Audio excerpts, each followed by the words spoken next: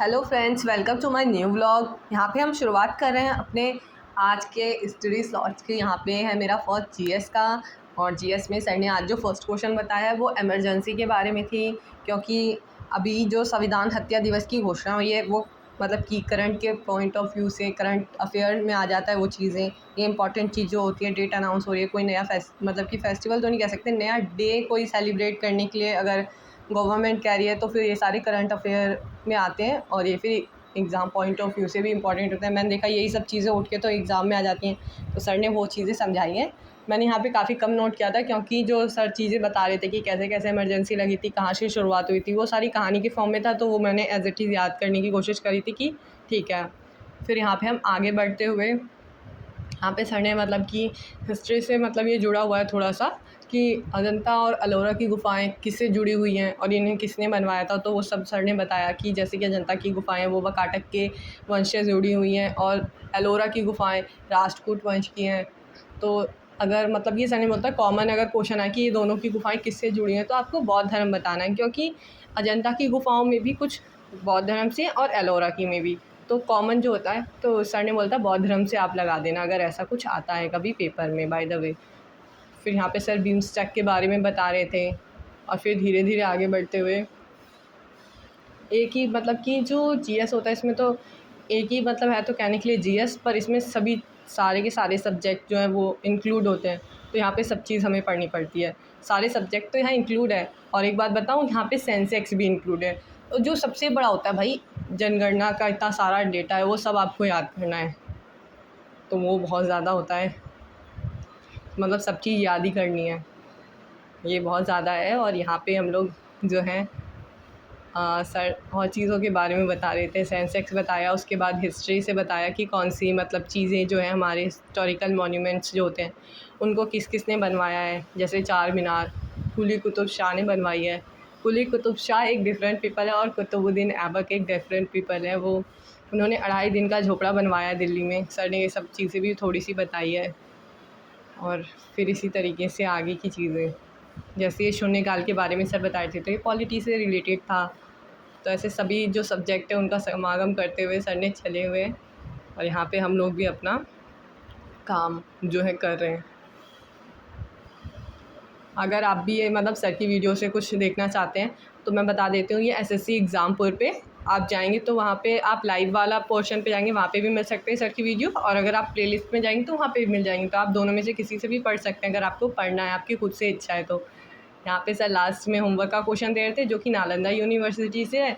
Nalanda university का अभी जीर्णोद्धार कार्यक्रम हुआ है, तो जिसके कारण ये करंट अफेयर में है, और एक इम्पॉर्टेंट है क्योंकि हमारी ऐतिहासिक रूप से भी नालंदा यूनिवर्सिटी बहुत इंपॉर्टेंट रही है, तो सर ने उसके बारे में पूरा बता दिया। यहाँ नोट्स मेरे कम थे क्योंकि ज़्यादातर चीज़ें अब रिवीजन मोड पे चल रही हैं।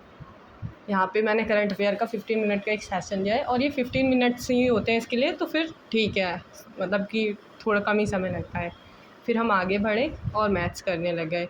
आज मैंने साइड में सारे के सारे फार्मूले लिखे हैं बॉक्स में, ताकि वो अलग से हाईलाइट हो जाए फार्मूले, और बाद में एग्ज़ाम के टाइम पे ऐसा ना हो कि मतलब सब एक ही दूसरे में मिल जाए। यहाँ पे सभी क्वेश्चन मतलब मिला के सर ने यहाँ पे पूछे थे, कोई एक टॉपिक नहीं लिया था, सबका मिक्स। यहाँ पे मेरा ये कंप्लीट हो गया था, मैंने 2 क्लास आज कंप्लीट करा था बस मैथ का, ज़्यादा नहीं किया है। और यहाँ पे मेरा फर्स्ट पेज यहाँ से शुरुआत हुई थी, यहाँ पे होमवर्क कर लिया, फिर सेकेंड, और यहाँ होमवर्क क्लास में छोटा सा पोर्शन बचा था उसी में सारा होमवर्क कर दिया मैंने छोटा छोटा लिख के। फिर हमने शुरुआत कर दिया यहाँ पे रीजनिंग का। शुरुआत में आज रीडिंग में मेरे को ये फर्स्ट क्वेश्चन आ नहीं रहा था, पता नहीं क्यों ऐसे लग रहा था दिमाग में दर्द हो रहा है और कुछ समझ नहीं आ रहा, लेकिन फिर मैंने पहले कोशिश करी, फिर अलग तरीके से कोशिश करी, लेकिन कुछ भी समझ ना आने के कारण मैंने सोचा चलो क्यों ना कुछ चेंज करा जाए, मैं यहाँ से उठ जाती हूँ, कहीं और बैठ के पढ़ती हूँ।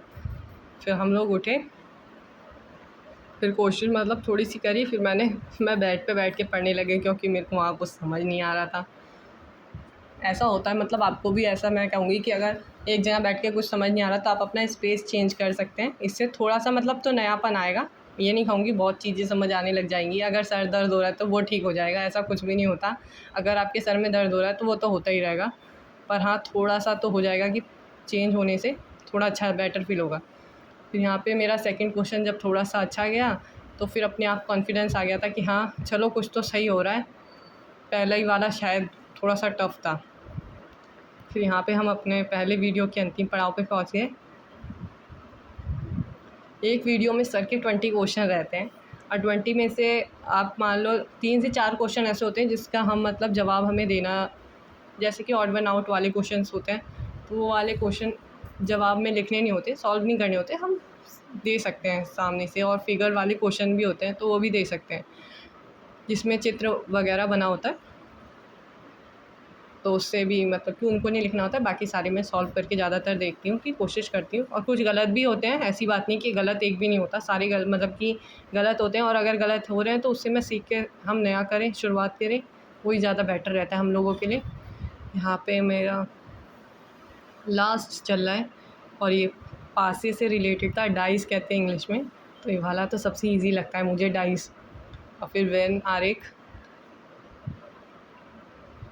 ये भी फर्स्ट वाला हो गया था। सेकंड वाले में जो ऐसे मल्टीपल वाले होते हैं ना, उसमें मेरा गलत हो जाता है कई बार, पर ये वाला ठीक हो गया था। मैंने फर्स्ट और थर्ड लगाया था कि ठीक है, और सर ने भी बताया तो मुझे बड़ी खुशी हुई, चलो कि अच्छा हो गया। और ये लास्ट वाला क्वेश्चन थोड़ा सा नया था मेरे लिए, और मुझे मतलब ये लग रहा था कि नया है, और इससे पहले मतलब पहले दिया होगा ऐसा क्वेश्चन, ऐसी बात नहीं है, पर अभी आ ही नहीं रहा था, तो दोबारा से इसे सीखा। क्योंकि हम अगर कोई भी चीज़ बहुत दिन पहले सीखे तो उसको भी थोड़ा सा दिमाग से स्किप भी हो जाती है, तो वही है, इसको पहले सीखा सर ने जैसे जैसे बताया वैसे मैंने निकाला भी, पर मेरा आंसर आया वेस्ट और सर का आया साउथ, तो इस तरीके से था, लेकिन मैंने इसको अब सीख लिया है। Thank you for watching, subscribe करिए, लाइक भी करिए, थैंक यू।